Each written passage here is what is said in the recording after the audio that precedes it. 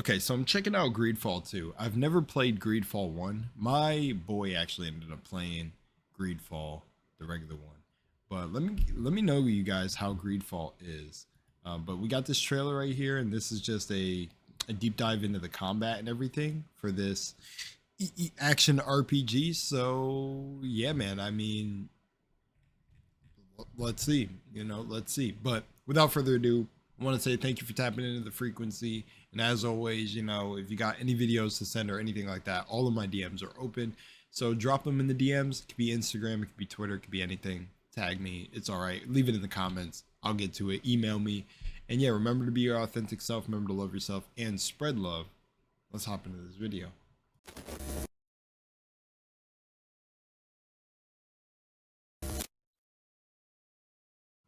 GreedFall 2. Combat experience trailer.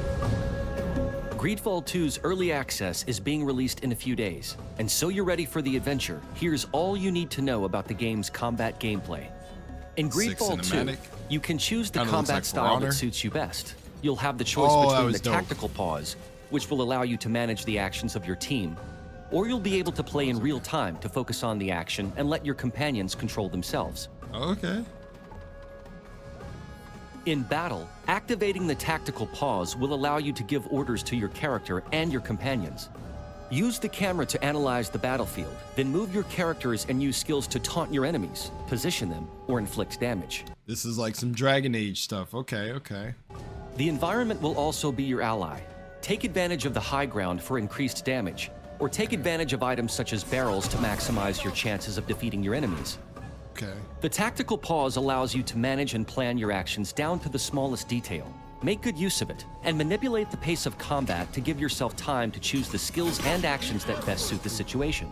Your strategy will then depend on your ability to analyze the battlefield and manage the synergy of your party's actions. On the other hand, if you want to focus on the action and your character, new combat features let you play in real time for a more intense pace. In GreedFall 2, character switching lets you take control of any member of your party. I'm going to say for the sake of the trailer, they probably made, or like for the sake of showcasing this, they made the enemies look slightly dumb because they look like they obviously look like they're just standing there. I mean, I don't even need to point that out. Character, new combat features let you play in real time for a more intense pace. In GreedFall 2, character switching lets you take control of any member of your party. If you don't want to manage the others, you can activate the autonomous party option to let the game do the work. You can then play with your character in real time and stay in the thick of the action from start to finish without interruption. You can also adjust the game's difficulty settings at any point during your adventure. That's pretty cool, just giving the player options. Oh, I'm sorry, I'm like in the middle of the video. I forgot to move over. But I wanted this first. Okay, so actually, I should just do this one. But all right, so I always wondered this with games like this is what is better? Because I feel like I played Dragon Age Inquisition, at least for that one, when it had the tactical pause and everything, mostly just my character. And then I would switch from time to time, but I mostly let them do their thing and I stayed as my character, which I enjoyed a lot. I wonder when a game has a tactical switch, which one is actually the better use?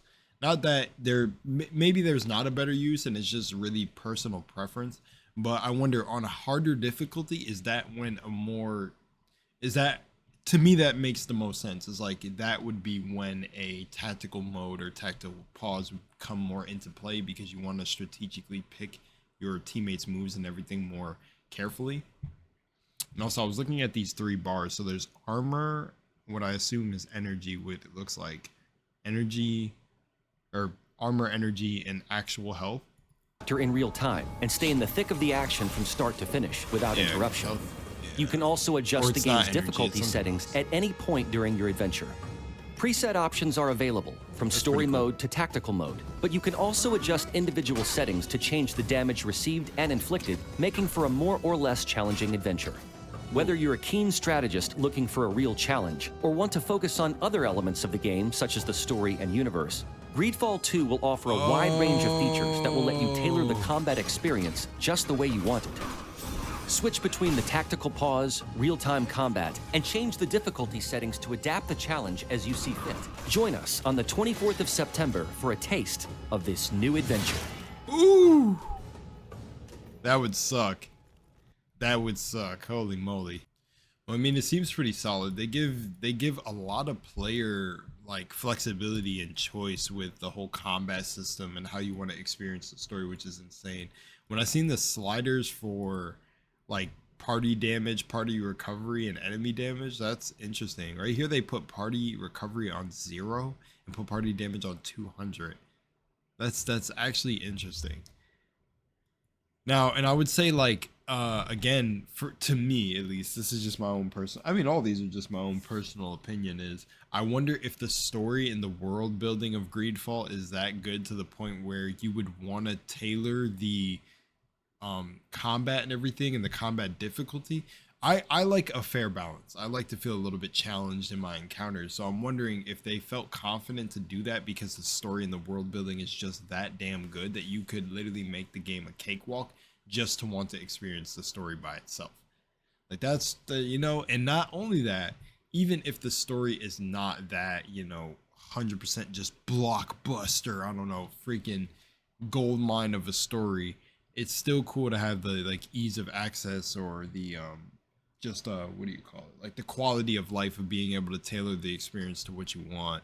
But at the end of the day, that's insane that, you know, it allows you to, I wonder how much these values, like, can you put the enemy damage on 0? Like like you're just this ragtag badass group of adventurers that don't take damage. Like what that's insane. That's really insane to me that I don't, can you put the slider on 0? That's look at that. I'd probably disable friendly fire. No, I guess the realisticness of the game I would put it on enabled. No, I feel like that could just get annoying depending on how abilities in the game works, but maybe disable, enable, I don't know. Again, tactical mode with that would be better because then if you, to avoid friendly fire, but you could not, I don't playing friendly fire on with going just in the thick of it combat, like real time action over the tactical gameplay would get so freaking annoying. But I could see keeping friendly fire on for the tactical mode because then you could just position your allies. But man, that slider to just slide the enemy damage to 0 is like kind of crazy. Like, does that get in the way of achievements? Could you just literally put the slider on 0 and then just like, I don't know, they'd probably have achievements for certain, like keeping the setting, not touching the settings. I don't know. These are just things I'm thinking about, but yeah, man, it looks fun. It looks fun. That's what I wonder. I wonder if the story is good enough to literally just want to walk through the environments and everything that are created, like this just beautiful world, and just not, and just have the combat be a cakewalk to experience the story. I wonder if the story is that good. But I mean, it doesn't look too bad. Again, from this early access, of course, from what they're showing, it's a showcase, so I wonder like how smart the enemy AI actually is, and if there's actually like a base difficulty that's pretty crazy. But I don't know. Let me know down below in the comment, or let me know down below in the comments how GreedFall is and everything. I've never played GreedFall, like the first one, so let me know. And it is cool. It's refreshing to actually see, like, to me, a Dragon Age-esque combat system, at least from the newer ones, because the older Dragon Age, well, they kind of were. I don't know. Dragon Age Inquisition was like, again, did their own thing. I don't know. A lot of fans didn't really like Dragon Age Inquisition, apparently, but I mean, I liked it. It was my first Dragon Age. So, yeah, much love. And Moonlight, GreedFall 2 looks pretty cool. And yeah, that's really it. See y'all in the next one. Peace.